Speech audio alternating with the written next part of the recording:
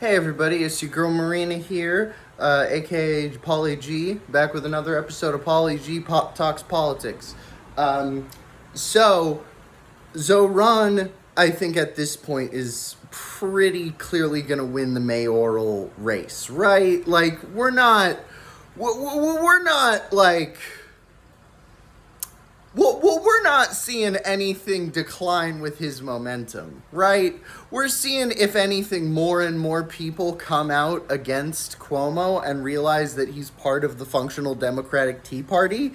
And also, more and more people are in support of Mamdani because he has really popular policies that they keep accidentally revealing on Fox News, right? Like, I don't know how you can make like shit like free affordable childcare, like universal childcare. I don't know how you can make that sound dystopian. It's not. It's just basic human rights. Like, Zoran understands this. But that's not what I wanted to talk about. What I wanted to talk about was not the backlash, because personally, I don't give a fuck. They can backlash all they want. They can't take this moment from me. Nobody can dull my sparkle. I am shining like a star right now. Kumbaya. I mean, I'm kidding, but like, fucking, I'm riding high on this moment, you know? My point being that I have a couple of predictions for what will happen. Number one, the since Mayor Adams has launched his re-election campaign and Zoran is the de facto leader of the Democratic Party and Cuomo is silent about launching his re-election campaign, right? As an independent, even if he could technically under a different party, the real question is, right? One of two things could happen in this particular race, which is that either Cuomo will run independently, which honestly I don't know if it's likely at this point, because Cuomo and his Tea Party have an incumbent in Adams, and they still think the incumbency means something anymore in America. They are wrong, by the way, it doesn't. It means jack shit if you did a bad job as an electorate. But I have a feeling, right, that they are going to throw their entire support behind Eric Adams, right? And they're going to lose with that strategy, right? There's no way they can win with that strategy. Eric Adams, even if he got the support of Cuomo, even if he got the support of Clinton, even if he got the support of fricking Al Sharpton, I don't give a shit. He's not winning against Zoran. Zoran has too much momentum, too much progressive backing, too many good policies and good promises. Now, this is going to be a bit of an optimism sandwich, right? It's going to start with two pieces of good prediction news, or at least things that I think are likely to happen in the future, and then a bad thing that I think is likely to happen in the future, and then a good thing that I think will probably happen after that, right?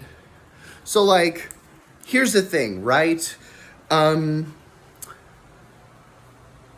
With regards to the second piece of good predictions, I genuinely think that after they throw all their support behind Adams, he is going to lose in stunning fashion. And the Republican guy might get more votes, he might get less, who cares? Zoran has probably got this one in the bag, I'm gonna be real. A lot of people don't usually vote. Like, the thing is, a lot of uninformed voters, they're not specifically enthusiastic about Andrew Cuomo, right? Nobody likes Andrew Cuomo for his policy, for his charisma, for his energy. Nobody gives a shit. Those people are usually just blue no matter who, and if it's the leader of the Democratic Party, I think they're going to vote Democrat, right? I don't think that's like a shocking thing to presume, at least that a large number of them will vote Democrat, because a large number of them have that fundamental misconception, right? I'm going to keep it a buck. But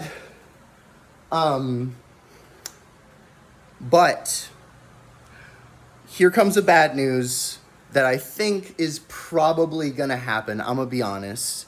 New York City is probably going to face a crisis, right? I don't think it's going to be like, or it might be like really disastrous, because there is ample evidence to suggest that our infrastructure is failing, and that in a few years, if we do not actively focus on building resistance to natural disasters, we will experience them in catastrophic measure, right? We will experience them more than we probably ever have before, given the climate crisis, right? And I'm not saying that, the world's going to end or anything. I don't believe in climate doomerism. I'm not that kind of bitch, okay?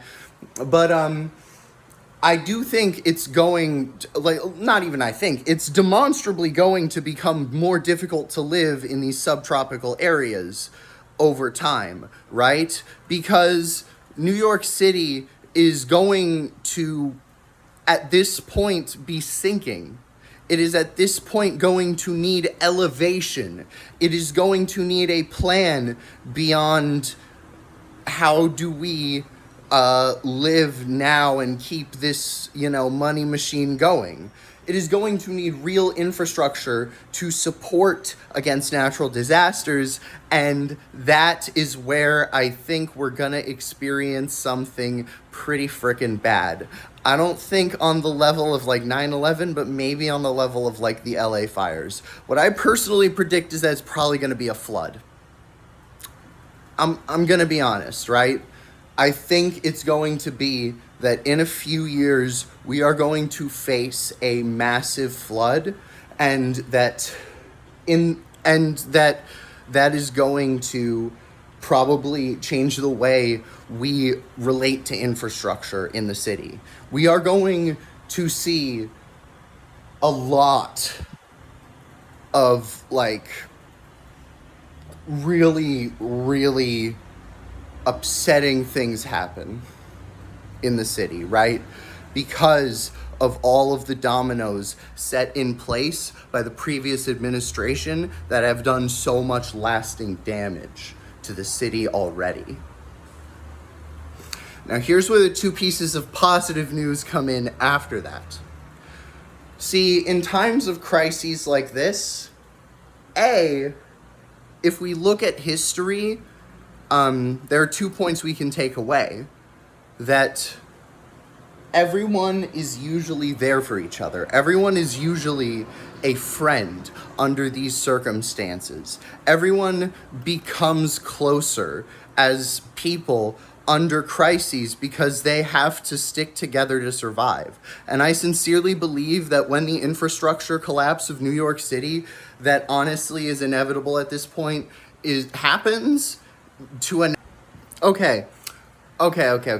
So, sorry about that. My phone ran out of storage. Anyway,